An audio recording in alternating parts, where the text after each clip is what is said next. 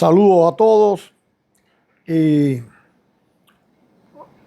hoy estaba pensando acerca de un tema muy interesante que en esta porción lo podemos encontrar y lo aborda. Y muchas veces existe el dilema en el cristianismo, principalmente, claro está, que no hay que hacer ninguna tradición, ni ningún ritual, ni de nada de eso, ¿ves? Que sí, todo es espontáneo y todo es lo más fuera de molde posible.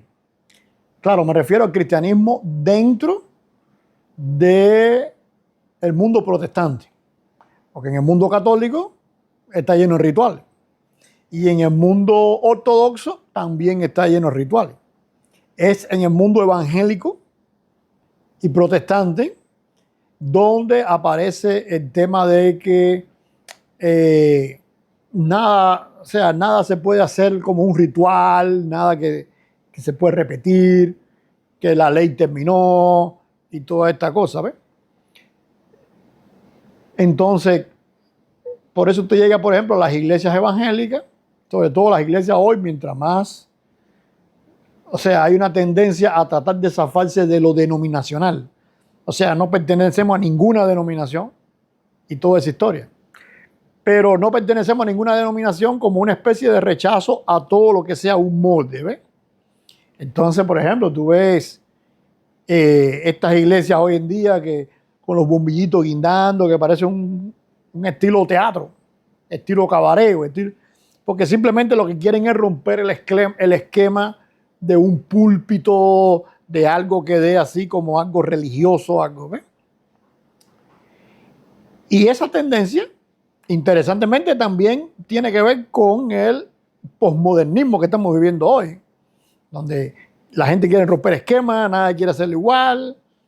Yo conozco, por ejemplo, pastores que fueron educados a predicar con corbata y entonces después quieren vestirse lo más juvenil posible, lo más informal posible, para precisamente romper ese esquema de que estamos metidos en un molde, ¿ves?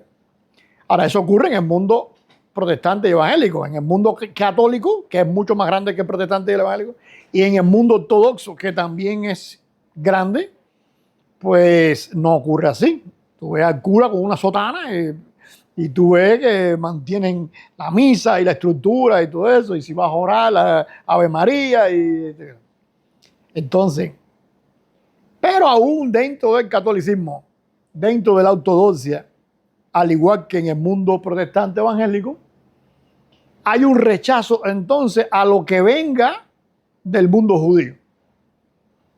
Por eso entonces hoy surge este movimiento de raíces hebreas y todo eso, del cual nosotros no formamos parte, porque nosotros estamos bien definidos en lo que queremos hacer, no somos ningún movimiento de este tipo.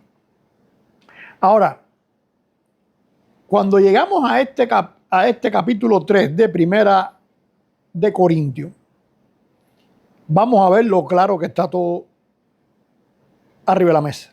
Lo que pasa es que cuando tú lees sin una óptica contextual, sin mirar los detalles que tienes que mirar, porque está ahí claro, ustedes van a ver que está claro, pero cuando tú no lees con esa óptica que mira los detalles, sino que simplemente tú estás leyendo a partir de lo que tú crees.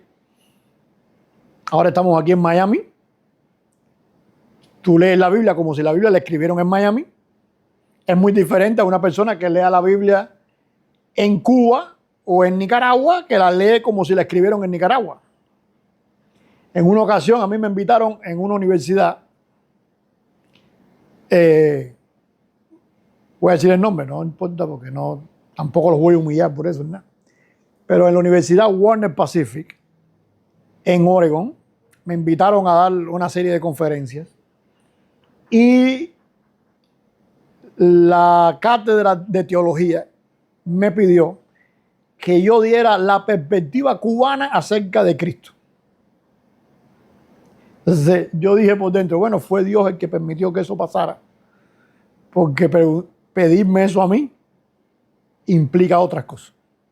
Entonces mi primera conferencia fue el reto tan grande que tenemos los teólogos cubanos, como cualquier teólogo de cualquier lugar del mundo, de entender que no puede haber una perspectiva cubana de Cristo, ni rusa ni china, porque Cristo no era cubano. Y cuando tú creas una perspectiva cubana de Cristo, automáticamente ya estás leyendo a un Cristo que no existió nunca. Así que mi primera conferencia fue eso, pero como ya había un contrato, inclusive tenían que pagarme,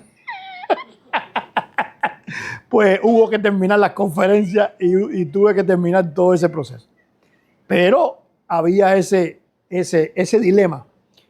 Y ese dilema, hoy, muchas cátedras de teología en muchas universidades se abren a esos temas porque durante siglos, al haber descontextualizado a Cristo de su contexto y al Evangelio de su contexto y a los apóstoles de su contexto, pues algunos teólogos sensatos se han dado cuenta que, bueno, en realidad existe un Cristo y existen unos apóstoles y existe un Nuevo Testamento en dependencia de la cultura en que se lea.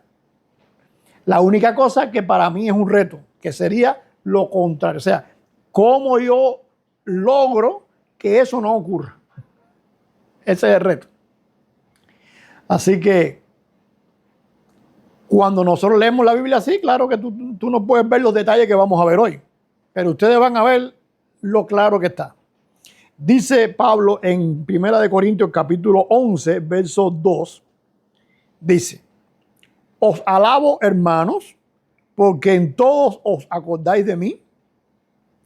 Y dice, y retenéis, y guardas, y cuidas, y proteges, y tienes. Dice, las instrucciones, tal como os las entregué. Oye, más claro ni el agua. En esa época, él no está hablando del Nuevo Testamento, porque el Nuevo Testamento, él está escribiendo 1 Corintios, entonces no está hablando del Nuevo Testamento, ni siquiera de un cuerpo que iba a ser el Nuevo Testamento. Él está hablando de una instrucción que viene directamente de ellos, porque él podía haber dicho la instrucción de los ancianos, la instrucción, no. Él está viendo que yo te entregué la instrucción que viene de mí o de nosotros. Ahora, vamos a ver un momentico cómo se usa esta palabra en otros textos. Por ejemplo, en 2 de Corintios capítulo 2, verso 15, Pablo va a decir, así que hermanos, estad firmes y retened la doctrina que habéis aprendido, sea por palabra o por carta nuestra. Y después, más adelante, en el capítulo 3, del verso 6, de ahí de ese mismo, dice, pero os ordenamos, mando un mandato, hermanos, en el nombre de nuestro Señor Jesucristo, que os apartéis de todo hermano que ande desordenadamente y no según la enseñanza, ahí está utilizando la misma palabra, que recibiste de nosotros. O sea, esto que los corintios retienen, Pablo está enseñando en los tesalonicenses que hay personas que no lo retienen. Y cuando esas personas no lo retienen, pues él los aparta. Es exclusivista. Entonces, hay un cuerpo de enseñanza que él lo va a definir como importante al punto de que esa enseñanza, si usted no la cumple, te elimino o te aparto. Mira lo que dice en Colosenses capítulo 2, verso 8. Dice, mirad que nadie os engañe por medio de filosofía y hueca sutileza, según las tradiciones. Ahí aparece entonces. Fíjate que los traductores le dieron varias connotaciones. Según las tradiciones de los hombres, conforme a los rudimentos del mundo y no según Cristo. Entonces hay una tradición que viene según Cristo. ¿Van ahí conmigo? Ahora, volviendo ahí a Colosenses, a Primera de Corintios, dice entonces, pero quiero que sepáis que Cristo es la cabeza, y empieza a enseñar y habla acerca, voy a decirlo por ahora así, después lo voy a abundar un poquito, pero habla acerca de algo que sucede con los hombres y algo que sucede con las mujeres, y que los hombres necesitan comportarse de una manera y las mujeres de otra manera. Y tiene que ver con cubrirse la cabeza. ¿Qué cosa es eso? Si él está hablando de esas instrucciones, eso entra dentro de esas instrucciones, ¿no es así? Y entonces termina esa enseñanza diciendo en el versículo 16, con todo esto, si alguno quiere ser contencioso, nosotros no tenemos tal costumbre ni las iglesias de Dios. O sea que estas instrucciones se emplean o se manifiestan como costumbres. Ahora, cuando nosotros leemos sin los espejuelos que tenemos que leerlo, con lo de nosotros, con lo de nuestro país, con lo de nuestro trasfondo cultural, pues claro está que nosotros leemos instrucciones, leemos costumbres, no sabemos de qué está hablando, y entonces decimos, bueno, debe ser de las cosas buenas. Y ahí entonces lo alegorizan y le dan determinadas interpretaciones que no tienen nada que ver con la realidad.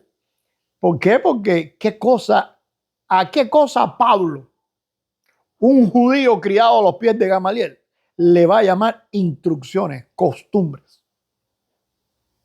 Entonces, para eso nosotros tenemos que entender la ley, la Torá.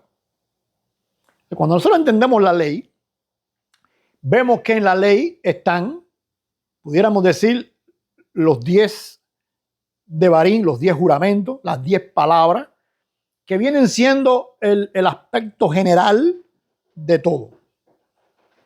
Entonces, por ejemplo, hay uno de los mandamientos, uno de esas palabras que dice, no matarás. La pregunta es, ¿qué cosa es matar? No adulterar. ¿Qué cosa es adulterar? No robarás. ¿Qué cosa es robar? Porque según la ley de nosotros, actual, cuando tú buscas, la ley no dice no robarás. Ninguna ley actual dice no robar.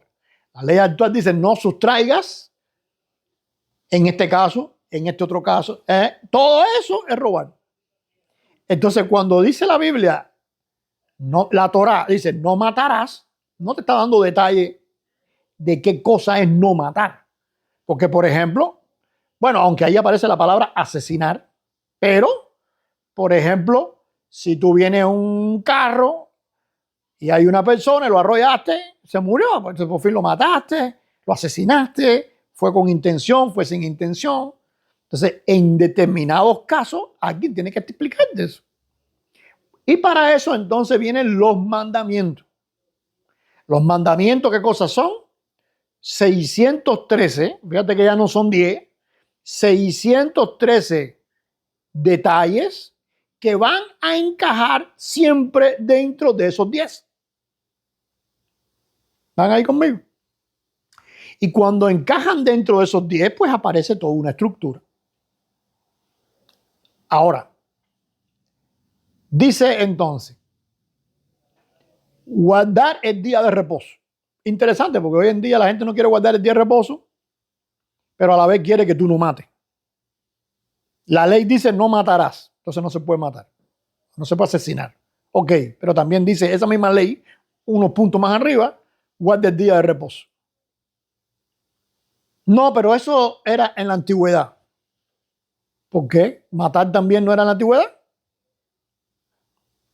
Entonces, ok, sabemos que no quiere decir eso que matar sea bueno. Lo que quiere decir es que la gente saca del paquete lo que le conviene y lo que no le conviene, lo que no lo saca.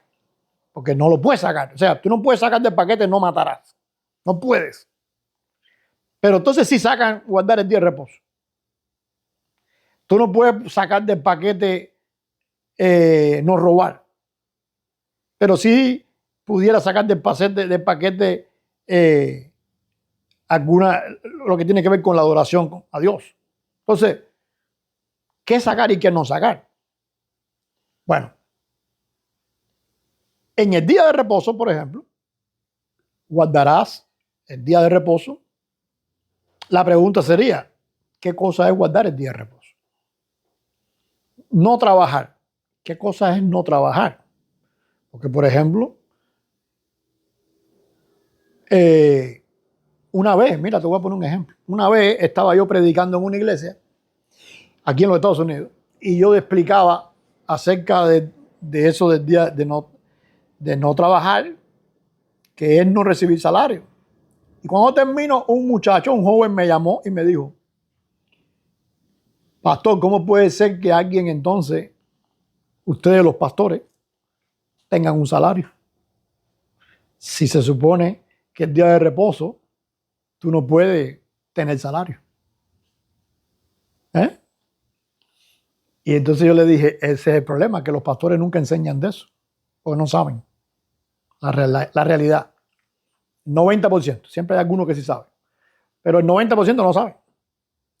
Pero ¿cuál es el punto? En que tú no le estás pagando al pastor por predicar. Tú le estás pagando al pastor por los 7 días de la semana, los 6 días de la semana que se preparó para poder predicar. Porque para poder predicar necesita estudiar, necesita sacar tiempo, necesita organizar, necesita... Pero también van a venir personas que tienen que hablarle, que tienen que explicarle, que tienen que querer. Y también va a tener que dar un culto de estudio donde tiene que enseñar a otra cosa que no tiene nada que ver con lo que va a predicar el domingo. Entonces, tú nunca le vas a el pastor que cobre porque predica el domingo, o sea, entonces tú le estarías pagando el domingo solamente. En el caso de ellos, que el domingo es el día que se reúnen. Entonces, es ilógico. Pero fíjate la pregunta que hacen. ¿Por qué el muchacho hace esa pregunta? En primer lugar, porque desde él nació en el Evangelio. Pero desde que nació y ya es un joven, nunca nadie le enseñó eso. Nunca nadie le dio ese detalle. La pregunta es, ¿y por qué él no tiene ese detalle? ¿Por qué eso no se habla? ¿Por qué eso no se enseña? Simple, porque eso está dentro de las instrucciones. O sea, están los devarim, que son los generales, están los mandamientos, los mitzvot, que son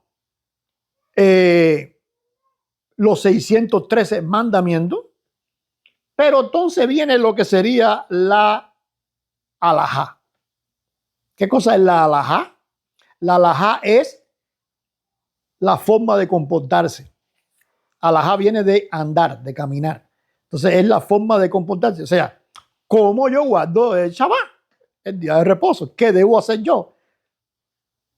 Recuerdo en una ocasión que Rafa me preguntó, bueno, tenemos una cita en el Shabbat, ¿cómo se hace? ¿Se puede hacer la cita? ¿No se puede hacer? ¿Se hace antes? ¿Ve? Hay una serie de preguntas que sería, ¿cómo yo puedo hacer eso en medio de cumplir el mandamiento? Entonces, ese cómo es alajá. Ahora, la alajá, ¿quién la decide? ¿Por qué? Porque el mandamiento te dice, no trabajes. La alajá te va a decir, entonces, ¿cómo tú puedes hacer para no trabajar? Porque ahora, por ejemplo, la mujer se levantó por la mañana y tuvo que cocinar.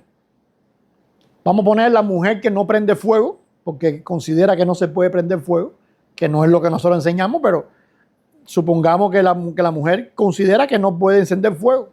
Está bien, pero hay que almorzar, hay que servir, hay que ponerle, hay que ponerlo arriba de la mesa, hay que hacer algo. Entonces hay que organizar la silla para podernos sentar. Eso no es trabajar. ¿Quién define lo que es trabajar y lo que no es trabajar? ¿Y cómo se hace una cosa? Por ejemplo, en un momento determinado surgen cosas modernas. La pregunta es, ¿y eso se puede hacer o no se puede hacer?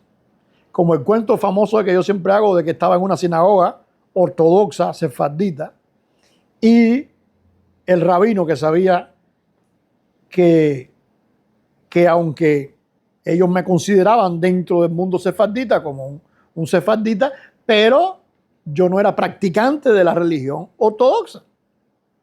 O sea, en el mundo judío eso se conoce como un laico. Para ellos yo era un laico. No importa que sea pastor, no importa que tú seas, tú eres un laico. Tú eres un nada, una parte. Entonces, dice, había un frío, estábamos en Oregón, pleno invierno, y ellos tienen un aparato en la corriente para que se encienda solo y prenda la calefacción. pero a alguien se le olvidó programarlo y había un frío dentro de la sinagoga que no lo brincaba un chivo. Un frío tremendo. Y entonces el rabino vino donde yo estaba y me dijo, ven acá. Y yo voy para allá y dice el rabino, hace falta que aprietes el botoncito y lo prenda. Porque en la alajá que ellos, no en los mandamientos, en la alajá que ellos han desarrollado, tú no puedes apretar nada. En inglés push, tú no puedes, y los mexicanos dicen, no puedes puchar nada. No puedes puchar nada. Entonces, él me llama y me dice, púchale. Y entonces yo, que también tú sabes que, aparte de ser sefardita, soy cubano, más cubano que sefardita, dígole, me va a hacer pecar. Y díceme él, ya tú estás en el infierno. Ellos no creen en eso, pero teníamos buena amistad. Y entonces dice, ya tú estás en el infierno, aprieta que nos vamos a congelar aquí. Y entonces yo apreté y dígole, Yeshua a ti. O sea, lo salvé la situación, me salvé yo, soy el salvador aquí de esto. Entonces, pero ¿quién diseñó? ¿Quién proclamó que no se puede apretar? Entonces hay diferentes niveles de alajá. Está la alajá que está escrita. ¿Por qué? Porque hay momentos, por ejemplo, dice que tú debes guardar el Shabbat, el día de reposo, tú, el que está en tu casa, el extranjero que está en tu casa y todo el que está en tu casa. ¿Ves? ¿Qué hizo el mandamiento? El propio mandamiento explicó cómo hacer esa parte.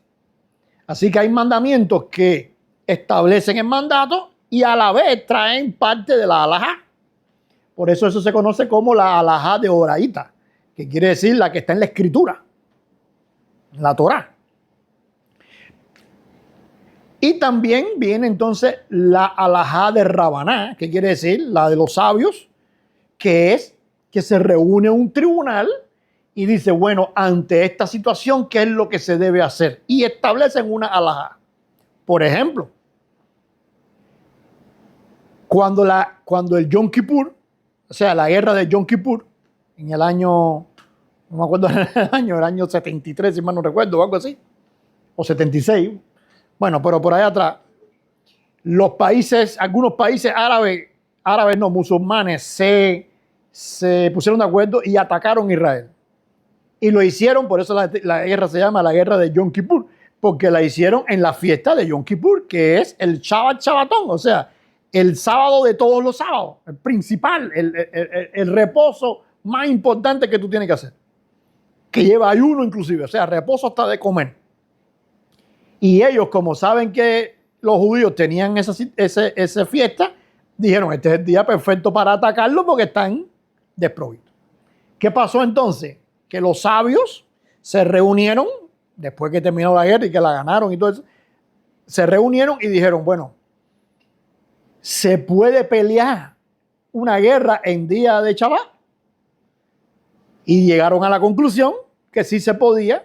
¿Por qué? Porque preservar la vida es otro mandamiento y es un mandamiento superior al de Shabbat, porque Dios dio la vida al hombre antes de reposar. Así que si Dios dio la vida antes de reposar, pues la vida es principal. Y por otras razones también, porque hay muchas exigencias para tomar una decisión de ese tipo.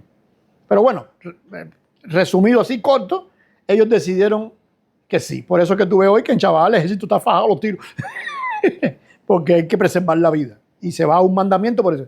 Entonces, ¿quién decidió eso? Un tribunal de rabinos, pues se llama alajá de Rabaná, un tribunal de rabinos, no cualquier rabino, no estamos hablando de Chicho Cojo, estamos hablando de rabinos.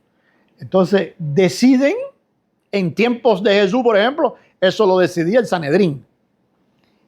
¿Qué hacer ante esta situación? ¿Qué hacer en este caso? Y entonces eso se llama como un tribunal alágico. Por ejemplo, cuando nosotros vemos que Pablo empieza a predicar, la iglesia de Antioquía, empieza a predicar a gentiles y gentiles empiezan a convertirse, ya estos gentiles no son personas que se han acercado y que se están convirtiendo, sino gente que nunca han estado en parte de nada bíblico. Entonces esta gente empieza a convertirse, empiezan a aprender y se forma un dilema. Bueno, ¿hay que circuncidarlo o no hay que circuncidar a esta gente? Entonces van a Jerusalén. ¿Y qué es lo que sucede en Jerusalén? Un tribunal alágico, presidido ¿por quién? Por un anciano llamado Jacob y testigos llamados Pedro, Pablo, Bernabé y los que venían a proponer otro. Entonces, habían dos alajá. ¿Cuál? ¿Se hace esto o no se hace esto? ¿Se circuncida para ser salvo o se circuncida ya a los que están salvados? ¿Qué hay que hacer? Entonces, cuando ellos deciden, hacen una alajá, que es la que le mandan por carta a las iglesias. No hagan esto, no hagan esto, hagan esto, denle prioridad a esto. ¿Ves? Eso es una alajá, con todas las de la ley.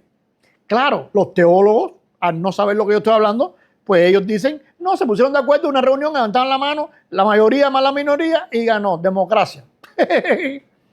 y se dictaminó esto. Sí, porque tú tienes que entender que aunque Pablo tenía la razón y aunque Pedro fue con el testimonio, hay gente que decían que no. O sea, ¿cómo fue que se decidió que sí?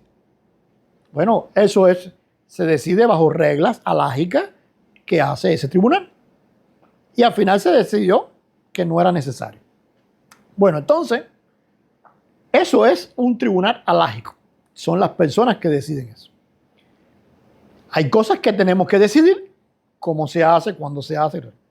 Pero hay cosas que el mismo que dio la ley en el monte Sinaí, vino, se hizo hombre, caminó y enseñó, que es Jesús. Así que entonces, y eso que tenemos, ninguno de nosotros ha hablado personalmente con Jesús para que Él nos enseñe y nosotros poder desprendernos de los apóstoles y no necesitar de los apóstoles. No, nosotros necesitamos de los apóstoles porque los apóstoles nos van a enseñar lo que enseñó Jesús. Y nosotros sabemos lo de Jesús por los apóstoles. Porque si no estuvieran los apóstoles, no estuvieran los evangelios. Si no estuvieran los evangelios, no supiéramos qué hizo Jesús, cómo caminó, qué hizo ante esta situación, ante aquella.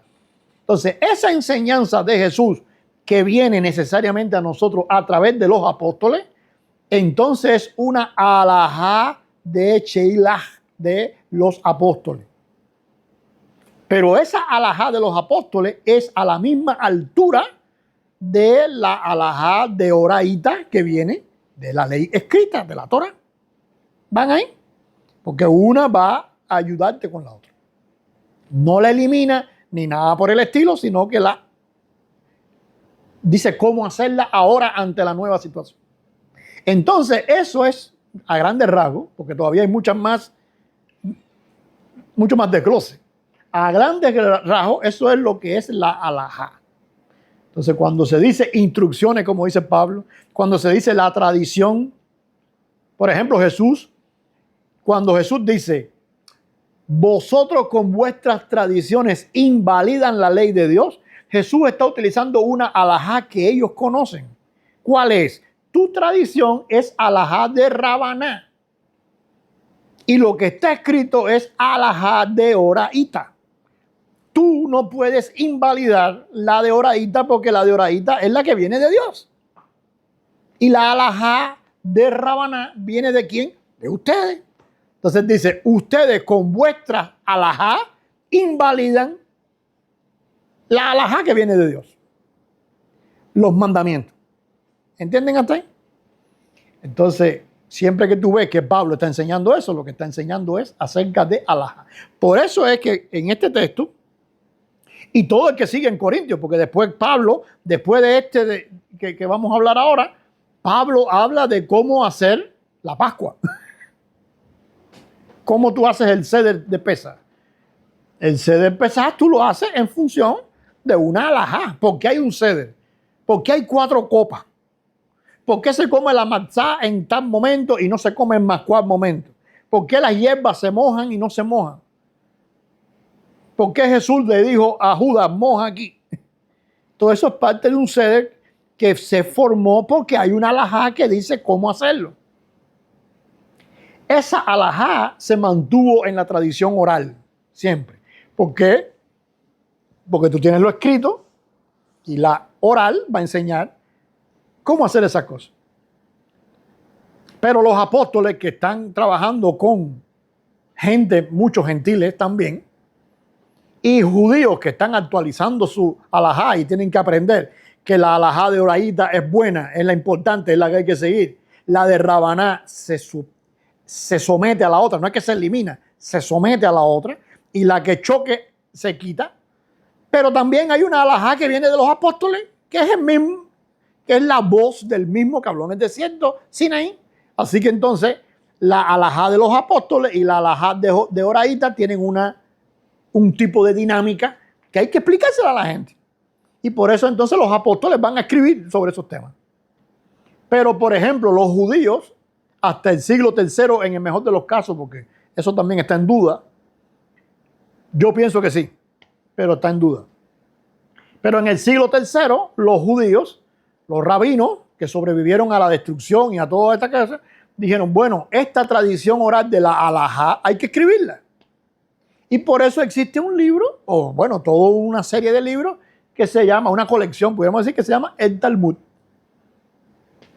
Así que, bueno, en aquel momento era la Mishnah, pero después se fue desarrollando con otros libros que se le fueron añadiendo para explicar más cosas, y eso es lo que se conoce hoy como el Talmud. Así que, en tiempos bíblicos, cuando Pablo le dice a ellos, dice, vuelvo a repetir, dice, ojalá, hermanos, porque en todo os acordáis de mí y retenéis, o sea, ellos mantienen las instrucciones tal como os las entregué. ¿Cómo se la entregó? Oral. Ahora, cuando tú entregas una instrucción oral, corres el riesgo, igual que la escrita, porque yo puedo tener la escrita y hacer lo que me dé la gana y no hacer lo que dice ahí. Pero con la oral, corres el riesgo también de contaminarla un poquito con otras cosas, porque no puedes decir, mira, vamos aquí a ver. Entonces, aunque tiene sus reglas para que eso no pase, pero puedes tergiversarla un poquito. Y no todo el mundo tiene acceso a eso. Entonces, al no todo el mundo tener acceso a esa tradición oral, porque ya empezó, porque conoce poco, porque lleva poco tiempo, por miles de razones, pues Pablo dice, wow, los alabo de que ustedes mantienen y retienen eso. Y estamos hablando de una de las iglesias más problemáticas del Nuevo Testamento, que es la de Corinto. Ahora, ¿en qué consistía esta tradición específica? Dice, pero quiero que sepáis que Cristo es la cabeza de todo varón y el varón es la cabeza de la mujer y Dios la cabeza de Cristo. Todo varón que ora o profetiza con la cabeza cubierta, ve que estamos hablando de costumbre. Por eso él al final va a decir, nosotros no tenemos esta costumbre. Pero ¿cuál costumbre no tiene? La de discutir por eso. ¿Por qué? Porque ya ellos entendieron lo que es una alajá de Rabaná. Antes no, cuando ellos no habían recibido al Mesías, Pablo no había recibido al Mesías, él entendía que la alajá de Rabaná, de los rabinos, había que cumplirla a rajatabla. Viene el Mesías y el Mesías te explica que no, cómo esta choca con esta y esta choca con la otra. Entonces no todas son a rajatabla. Entonces dice, nosotros no tenemos la costumbre de estar teniendo contiendas y debates por esta causa, porque es una alajá de Rabaná. Quiere decir que tú la puedes hacer y quiere decir que este otro la puede hacer diferente. El problema es que no choque con el mandamiento. Entonces dice, y otra cosa, hay que ponerse de acuerdo. Por ejemplo, yo les conté ahora de esa sinagoga sefardita que yo iba y que siempre agradezco a todos ellos que me recibían y toda esa historia. Pero, por ejemplo, allí habían personas que no eran sefarditas, eran askenazí. Quiere decir, son judíos de Alemania. Los sefarditas son judíos de tradición española. los alemanes los askenazí son de tradición alemana o europea del este, mejor dicho, porque no es solamente Alemania, es de muchos lugares por ahí, que son los que normalmente tú ves con sombrero negro y vestido de blanco y negro. Ellos ven la vida en esos dos colores, blanco y negro. Son mucho más rígidos. Los sefarditas son más, no es que sean liberales, es que tienen otra tradición. Los askenazí tienen sus liberales dentro de ellos, que no hacen nada de eso, pero lo hacen por ser liberales. En el caso de los sefardí, no. Los sefardí son tan ortodoxos como los ortodoxos, la única cosa es que tienen otras costumbres. Tienen otras cocinas, por ejemplo, otros dulces, tienen un acento diferente en el idioma hebreo, que es el acento del hebreo moderno que existe hoy, el sefardí, porque era una congregación muy prolífera. Así que cuando un sefardí iba a esta sinagoga, que yo conocí varios allí, un askenazí, disculpe, iban a esta sinagoga sefardí, que yo conocí ahí, él nunca iba a llegar ahí y hacer lo que se hace en una sinagoga askenazí. Automáticamente, cuando estás en una sefardí, tú te rebajas y haces lo que hacen los sefardí. En el pasado no era así. Los askenazí creían que los sefardí eran malos judíos. Y los sefardí creían que los askenazí eran malos judíos. En muchos lugares, no en todos, pero en muchos lugares. Entonces tenían, por ejemplo, en Cuba, los judíos de aquella época tenían esa pugna. Antiguo, muy antiguo. Pero ya producto a muchas cosas, producto al Estado de Israel y muchas cosas, pues ya eso no es así. ¿Y qué pasa si tú estás en una sinagoga que no es de tu tradición? Pues tú te comportas como la que tú fuiste. Tú no puedes llegar a imponer la tuya. Pues muy diferente a los cristianos. Hay un cristiano pentecostal llega a una iglesia bautista y quiere zambaleán, balán, bambá, porque esa es mi cultura. No, estás en una iglesia bautista, compórtate como un bautista. Y estás en una iglesia pentecostal y tampoco estés allí, compórtate como un pentecostal, aunque no hables en lengua. Pero si brincan, brinca. Y si saltan, saltan. No crees un roce, ¿no me entiendes? Y eso es lo que Pablo le está enseñando aquí. Porque esta gente no conoce nada de eso, ¿ves? No tienen esa. Entonces le está diciendo, hay esto y esto y esto, pero nosotros no tenemos esa costumbre de estar discutiendo por eso. No es si me pongo o no me pongo. Es la discusión. No tenemos esa costumbre. Ahora, ya entonces te das cuenta de que la discusión que Pablo está presentando aquí es una discusión alágica sobre el tema de cubrirse o no cubrirse. ¿Van ahí conmigo? ¿En qué sentido eso viola la ley de Dios? Pablo lo va a argumentar.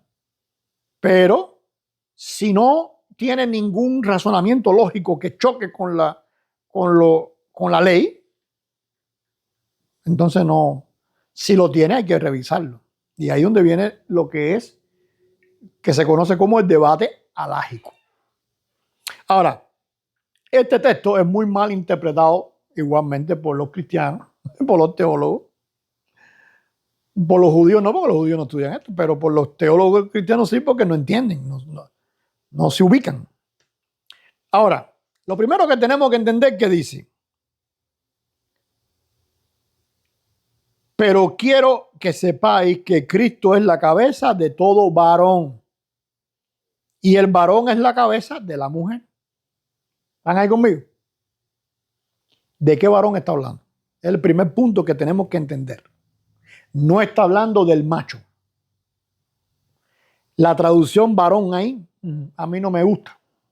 ¿Por qué? Porque parece que está hablando del macho. Entonces todos los machos.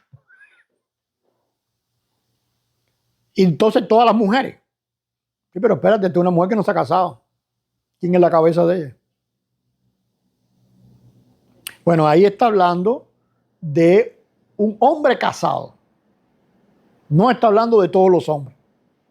Por lo tanto, ya te está definiendo que la alajá no es una alajá para todos los hombres, sino una alajá específica para hombres casados y para mujeres casadas. No para cualquier mujer. ¿Por qué? Me voy a adelantar un poquito. Bueno, voy a citarlo. Por ejemplo, en el versículo 7 nos va a decir, y este es el por qué. Porque el varón no debe cubrirse la cabeza, pues él es imagen y gloria de Dios. Pero la mujer es gloria del varón. Pero si ella no está casada, ¿de qué varón es gloria? Entonces está hablando de la mujer casada. ¿Por qué? Porque la mujer, mientras no está casada, y ya esto es parte de la alajá que tenemos en Way Out. La mujer casada, la mujer cuando no está casada, debe buscar su santidad y debe buscar vivir en todos los mandamientos y en todo lo de Dios. Pero cuando la mujer se casa, tiene que buscar que su esposo viva en santidad y en todas las cosas de Dios. Claro, tú no vas a lograr nunca que tu esposo viva en santidad y tú por la calle. No tiene lógica. Pero tú tienes que ser ayuda idónea porque es él el que va a... Y fíjate como dice el texto, dice, pues él es imagen y gloria de Dios. Y cuando habla de la mujer no dice imagen. Dice, pero la mujer es gloria del varón. No imagen y gloria. Como el hombre, imagen y gloria. ¿Entienden ahí? ¿Por qué? Porque ella también necesita la imagen de Dios. Pero la imagen de Dios, ella la va a trabajar a través de su esposo. No está casada, tiene que buscarla a ella. No se casa nunca, tiene que buscarla a ella. Por ejemplo, Pablo cuando habla de la mujer que no se ha casado, o de la mujer viuda, o de la mujer que está sola, Pablo dice, no te cases, pero si eso, cásate. Pero si no te casas, ¿qué pasa?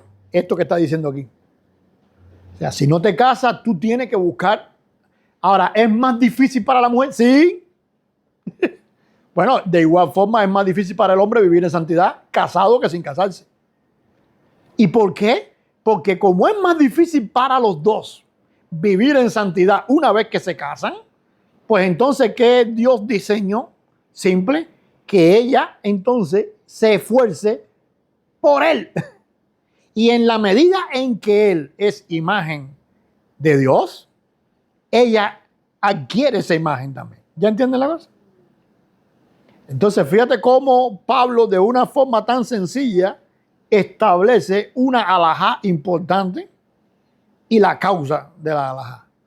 O sea, el hombre, ¿a quién tiene que parecerse? A Dios. Es imagen de Dios. La mujer, ¿a quién tiene que parecerse?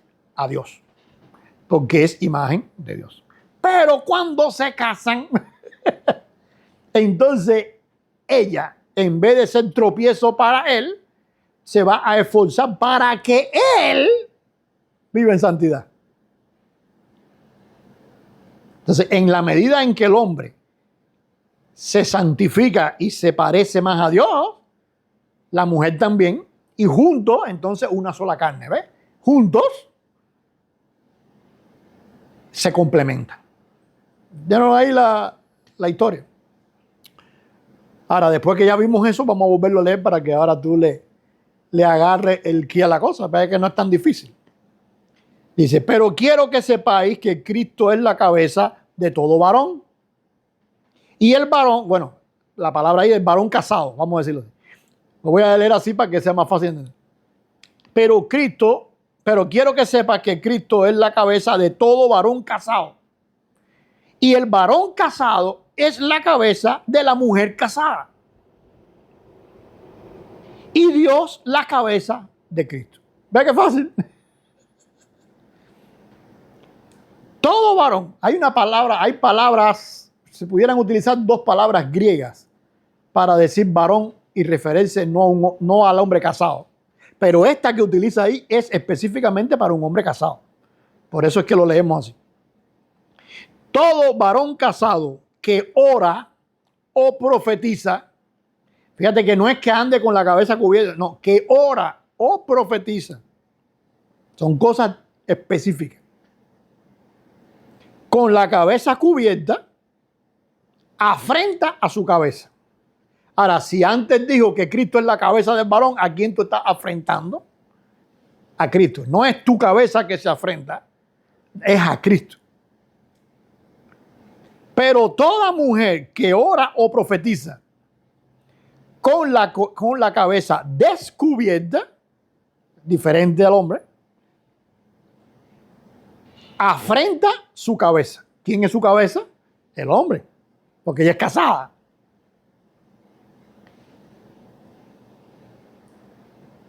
Porque lo mismo es que si se hubiese pelado a raspe. Porque si la mujer no se cubre, que se corte también el cabello. Y si le es vergonzoso a la mujer cortarse el cabello o raparse, entonces que se cubra. O sea, ¿por qué? Porque en aquella época la mujer se dejaba el pelo largo y eso decía que estaba casada. ¿Entiendes? Entonces, cuando tú estás en una congregación y tú te cubres la cabeza para orar o para eso, estás diciendo qué cosa, estoy casada. O sea, no me miren a mí, mírenlo a él. Oye, pero ella es una santa. No, ella no es una santa. El que tiene que ser un santo es su esposo. ¿Ya entienden la cosa? Y ella lo que está cubriéndose, no para que todo el mundo la mire como se interpretó después en el cristianismo, porque tú ves las mujeres con velo en una iglesia y la gente dice, no, esa mujer es una santa. No, eso no es para que sea una santa. Eso es al revés, es para que no la miren. No busques que yo sea santa, míralo a él. Mi esposo es el que es un santo. ¿Entienden la cosa? Y me estoy esforzando para que él sea un santo. Y me estoy esforzando. Entonces, cuando la mujer se cubre la cabeza, lo que está diciendo es simplemente, estoy casada.